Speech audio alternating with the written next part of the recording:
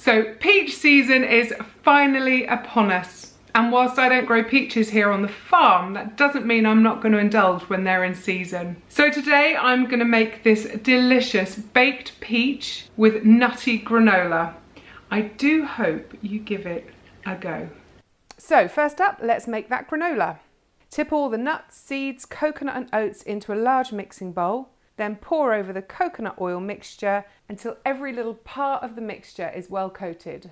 Tip the nutty mixture out onto a lined baking tray and bake for around 40 minutes until it's golden and smelling toasty. Remove from the oven and allow to cool. Meanwhile, let's make those baked peaches. Cut the peaches in half and remove the stone. Sprinkle with a little sugar. Now I'm using brown sugar, but white would be fine too. Then bake for 25 minutes until soft and juicy.